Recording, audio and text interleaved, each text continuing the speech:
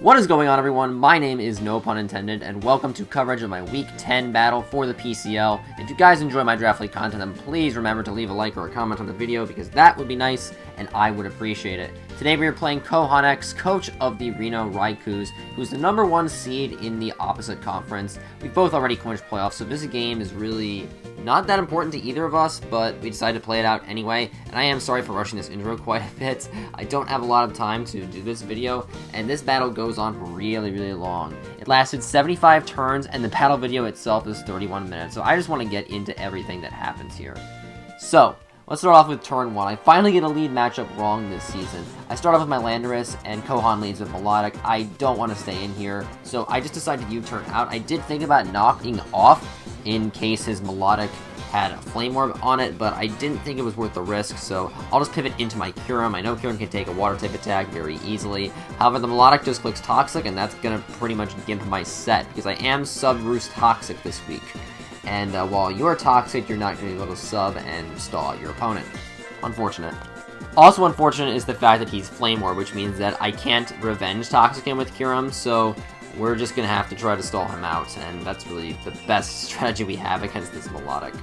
So now I'm way behind after turn 1. I feel like I need to make a prediction in order to try to wrest control of this game back, so I am going to click the Toxic as Kohan switches into the Florges, which would be a great play, except we get that 10% miss chance. So Florges is going to still be very healthy, and I don't want to stay in because Moonblast is going to hurt my Kyurem pretty badly. So I go into the Mon that I've swapped into Fairy-type moves all season long, my Aegislash. But Kohan does make the right read here, and he's going to switch out into the Mega Venusaur. Now, while Mega Venusaur's stab moves don't really hurt Aegislash that much, there is a very big chance he's running Earthquake just to catch a potential Nihilego that I could have brought to this game, which I didn't. And I'd rather Aegislash not take it at this time. So I'm going to scout for whether he has it by going into my Kyurem, who, even though it is Toxic, I know, thanks to its high HP stat, it can chew an Earthquake from Mega Venusaur. And it turns out he does have it, exactly as I expected. I can see these things coming from a mile away, don't at me, bruh. But I decide that it's worth it to stay in with my Kyurem just to throw off another Ice Beam and see whether he feels comfortable staying in on Kyurem. He does, but he's not going to after this, because I actually snagged the freeze on the first Ice Beam, and not gonna lie, this probably swung the game in my favor quite a bit. Because while I have good ways to check the Venusaur and survive its attacks, I don't really have good ways to actually kill it. Mega Medichamp's Zen Headbutt can certainly do a trick, but I doubt he's going to give me that opportunity to do so. And otherwise, my only other plan for killing Venusaur was to stall him out of synthesis with the help of Kyurem's pressure. So, yeah, freeze sucks. But again, this game isn't relevant for the playoff race, so it's not as bad as it potentially could have been. However, I'm going to take this opportunity to go into my Ditto, just because I find it kind of amusing to have a Venusaur on Venusaur Slugfest, except of course he is frozen. But what I can do is just lock myself into Sludge Bomb. I can chip him down very slowly, and I just find it kind of funny that there's a Mega Venusaur on Mega Venusaur War in a Draft League game. But I am going to be able to eventually bring him down to red health, thanks to Ditto. And I have like, I might have had like 1 PP of Sludge Bomb left, so I'll just go for it. However, Kohan's going to decide to preserve the Venusaur just in case he can find a time to thaw later on. And he's going to go into his Gligar. Fine play on his part because it does resist Sludge Bomb, and it's pretty bulky all the same. Right here, though, I anticipate his Gligar to want to set up Stealth Rocks, so to catch him on that, I'm going to go into my Landorus to get up my own rocks. However, he instead just clicks U-turn, and as a result, he's able to pivot into his Greninja, which is very scary for me. Like, oh no. This is not how I wanted the Battle Bond Greninja to come in and get a kill. However, I do have a bit of a trump card on my side. I have Kyurem and I have Seismitoad, and both of them are fantastic switch-ins to water moves. In addition, Kohan has typically run his Greninja choiced most of the season, and now seems like the perfect time for him to make that hard read and go for either Dark Pulse or some other kind of coverage move. So I like to stay in. I say basically screw it. If he wants to kill Landorus, he's going to kill Landorus anyway, and I'm okay with it. And what do you know? He stays in, clicks Dark Pulse. I live the attack. I go for the U-turn. And there goes Battle Bond Greninja, the 20-kill Phenom. The Mon that's apparently going to be banned next season dies in 1 hit. Just unbelievable stuff we're seeing right here. But trust me, this season has been all about the unbelievable. I do not play this team like a typical Draft League team, and you've seen that over the past 9 weeks, so why would it be any different today? But that's one of the big plays of the match. Anything that isn't really a big play, I'm probably just going to try to speed through. So I bring in Aegislash, Kohan goes into his Darmanitan, he immediately double switches out into Melodic, anticipating me to go into either Seismitoad or Landorus, so yeah, that's a nice read. But the thing about this situation is that even though his defensive mons can only soak up hits, none of them really threaten me that much offensively. For example, with this Melodic, I can just U-turn out with my Landorus and switch into my Kyurem, and even though my Kyurem is toxic, that's literally the worst thing this Melodic apparently can do to it. So I feel comfortable staying in for at least a little bit amount of time and letting him soak up the imaginary burn damage. It's not imaginary, I'd probably say more amazing, but whatever. He Dragon Tails me out of the Kyurem, so another nice read on his end, but he sends me into Landorus, and I can just repeat the process over and over again. He's getting chipped down by the Flame Orb recoil as well, so eventually he's going to have to set up a recover. We're going to talk about set up a recover. He's going to just click recover. And so I use this opportunity to get up my Stealth Rocks because I literally do not care about this game. I would normally play very conservatively around a bulky fat team like Kohan has, but at this point I'm just like, you know, even if I lose this game, it like doesn't affect anything. So let's just play a little more erratically, because I don't mind that. So after I set up my rocks with Lando, I U-turn out again, go back into the Kyurem. Kohanx is going to go for the Skull with the Melodic, and Kyurem is fat and resists and is fat and can't even get burned because of the Toxic already on it, so what's the worst that could happen? I will go down to under half health, but I do have Roost on this set, and really that's just my optimal play. I mean, what else can I conceivably do to the Melodic? I can't Toxic it because it's burned. I can't sub because I'm Toxic. So literally the only two plays that will get me anywhere are to Ice Beam him or to Roost. So yeah, the recovery move is a very obvious play, and Kohan sees that coming. He goes directly into his Florges, but I don't exactly know what moveset the Florges has. I mean, I figure it is Moonblast, but it doesn't seem like his best play to go for it. I figure that the way he's doing it is that the first time he goes into Florges, he makes just a very safe, general, all-around play. That's what he did with Greninja on Landorus by going for Dark Pulse. So I'm like, let's stay in with Kyurem on Florges and try to Toxic him to make up for the miss we had earlier. And Kohan is going to prove my point by going for Defog to remove the rocks on his side of the field rather than going for Moonblast and dealing a big chunk of damage to my Kyurem. I mean, I don't blame him for that, I probably would have made the same play, but I think it's kind of funny because at this turn, I didn't quite realize how important Kyurem was, because it's like, oh, it's toxic, it's a more defensive set, it's not going to do anything because it can't stay in for too many turns, but I didn't realize how useful Kyurem is just based on its typing and its stats, but we'll see that come into play in future turns. Right here though, Kohan can get a switch into Darm. I went to Aegislash as it countered pretty much any possible Florges set. But I'm guessing this Darmanitan doesn't have setup, otherwise my Ditto could punish him for using it. Because of that confidence on my end, I King Shield as he goes for Flare Blitz and drops his attack 2 stages. A temporary reprieve for my team. And now he can't kill me with Flare Blitz while I'm in shield form, so he has to switch out into his Melodic, a mon that can definitely survive an onslaught of Aegislash attacks, but doesn't really do that good of a job at killing it unless it gets a Scald Burn. This is kind of a running theme with his Melodic. It is very bulky, very, very bulky, but it doesn't get a ton of kills on things, especially with all of my water resists. But what I'm actually thinking I may have to do for this game is to stall him out of his recover PP, and I do have a few ways to facilitate that plan.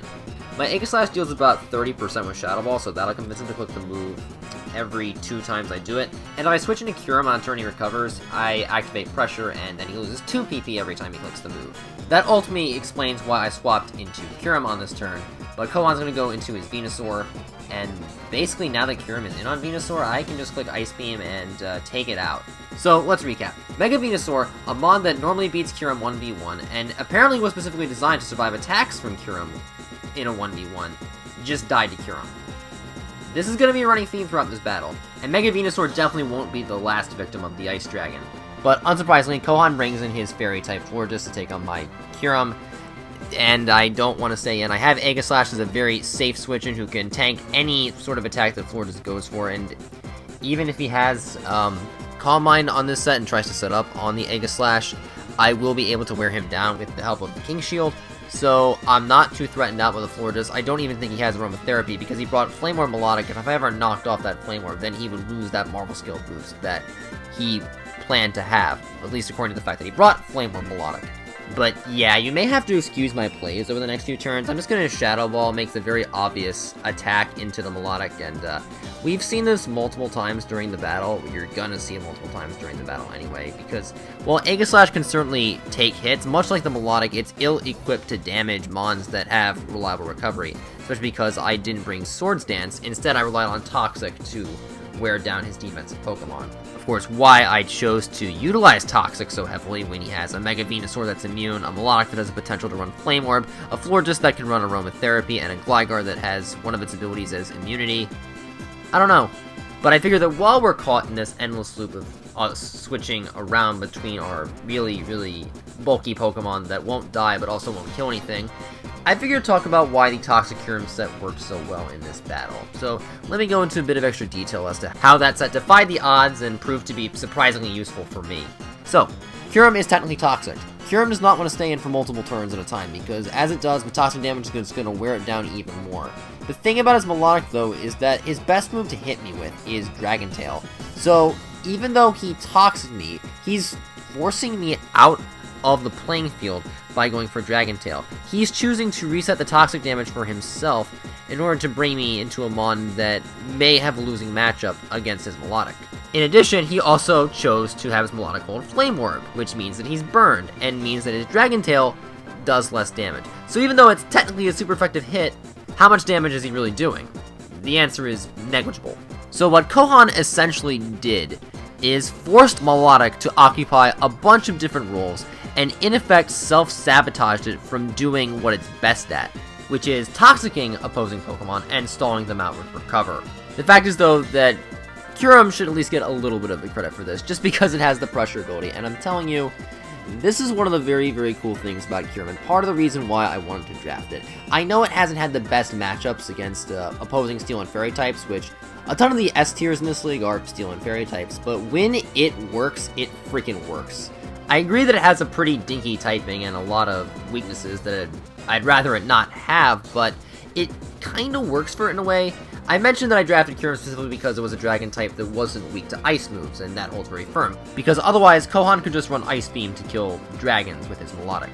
Here, Dragon Tail is the best move he has to hit me, and well, technically Melodic does get Dragon Pulse, and he could have chosen that, but it is non-stab, and really the only purpose of running Dragon Pulse would be to hit the Kyurem. He couldn't also use Ice Beam to hit my Landorus 4 times super effectively, and my Rotom 2 times super effectively.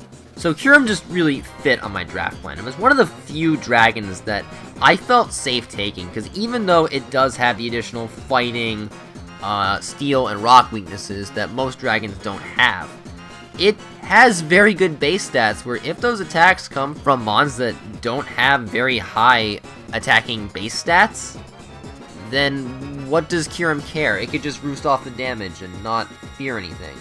I mean, I think a lot of us tend to forget that Kyurem is a legendary, one that's a counterpart to Reshiram and Zekrom.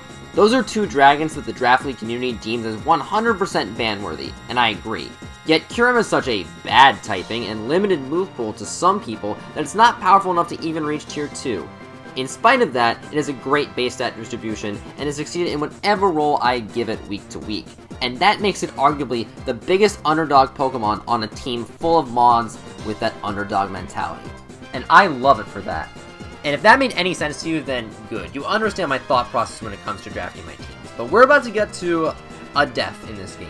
Oh my gosh, finally, some action. I bring in Ditto on the floor, just trying to go for Moonblast repeatedly. I was also potentially thinking about going for Wish and giving a mod of mine some additional recovery, but he actually pulls the hard switch into the Darmanitan, and I just have to sack on my Landorus here. I want to force the Darm to take some recoil damage. If it's going to lock itself into Flare Blitz, then what do you know it does?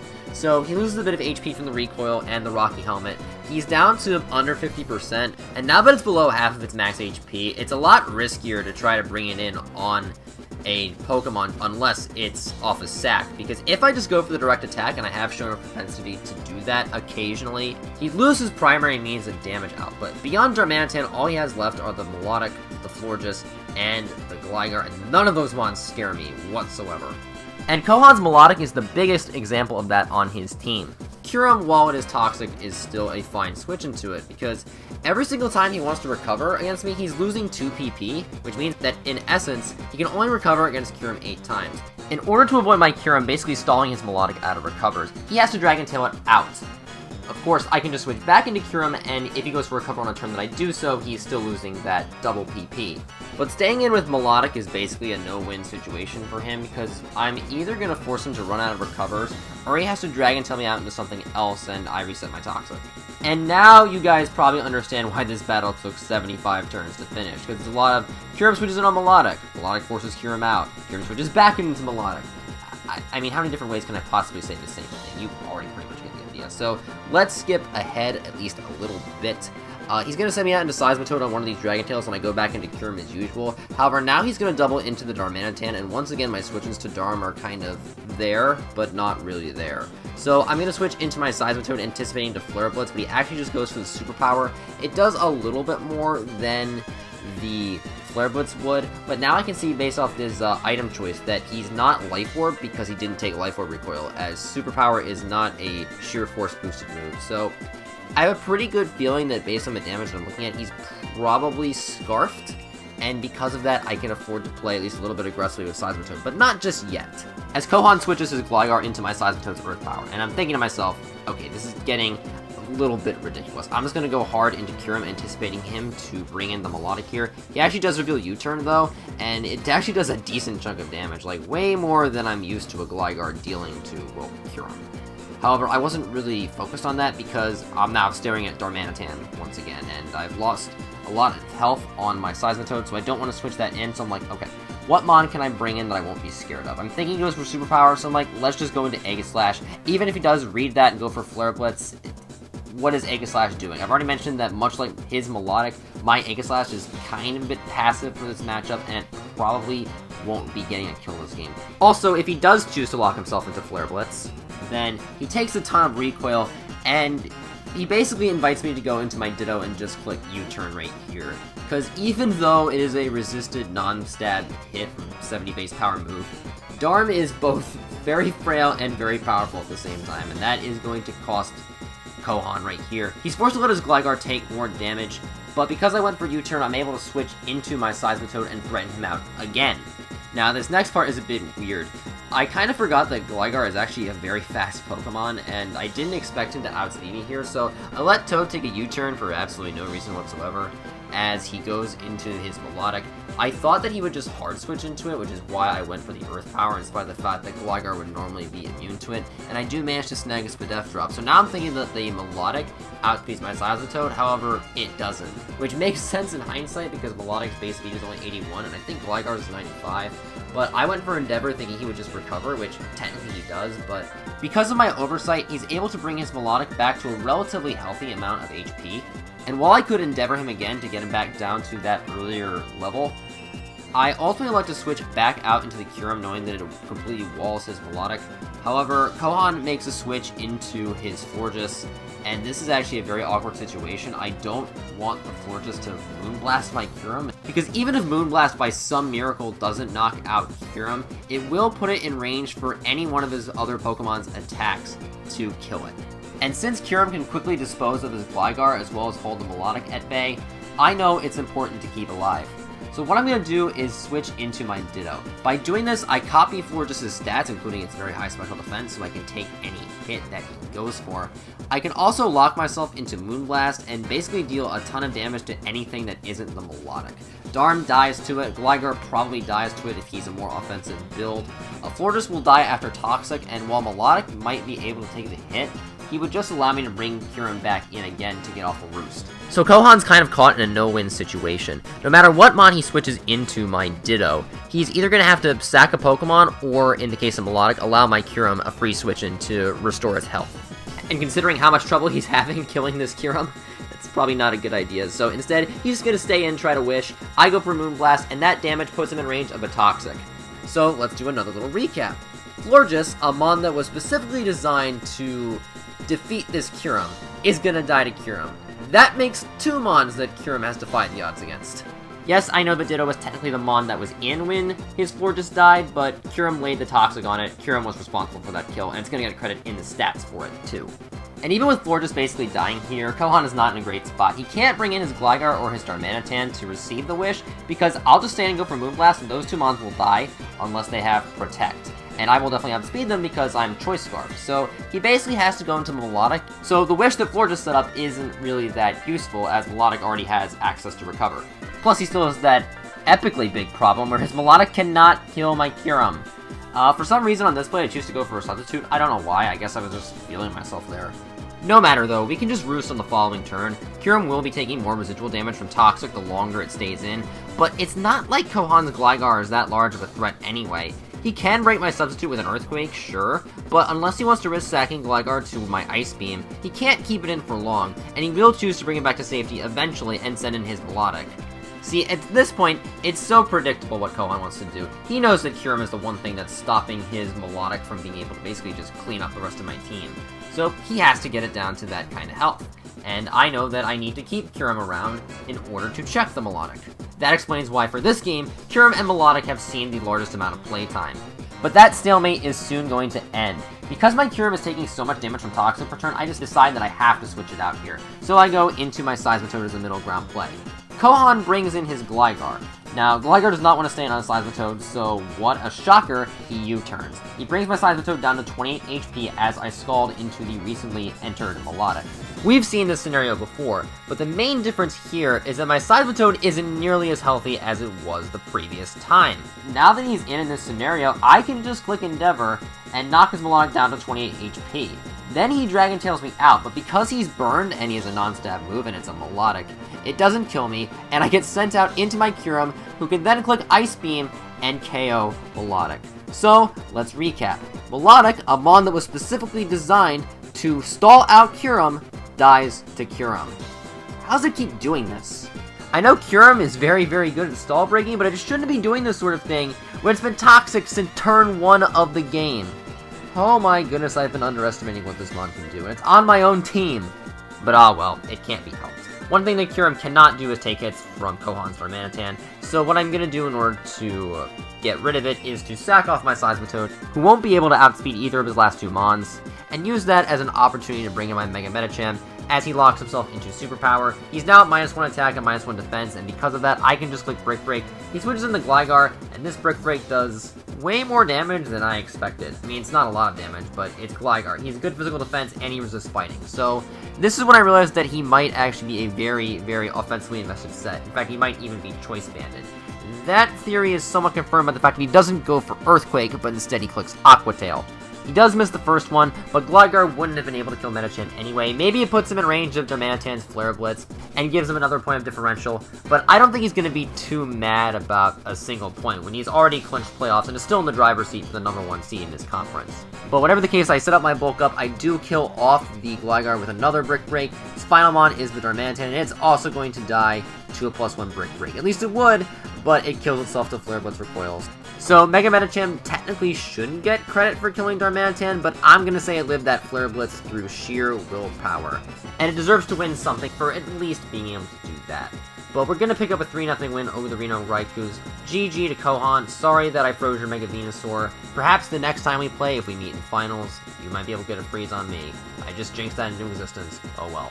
But I want to thank you all for watching Week 10 of the PCL. Sorry for this battle came out so many days late. Had a lot of real-life things going on that prevented me from getting as much time in recording. And also, it was a pretty hard game to commentate because it was stally and it lasted 75 turns. Let's hope I never have to do that again. If you do appreciate the amount of effort I put into these videos, then please remember to leave a like or a comment on the video. I would very much appreciate any likes and comments. Subscribe to the channel for more of my Draft League content. Check out Kohan and the other PCL coaches. Their channel links are located in the description. And until I see you next time, take care.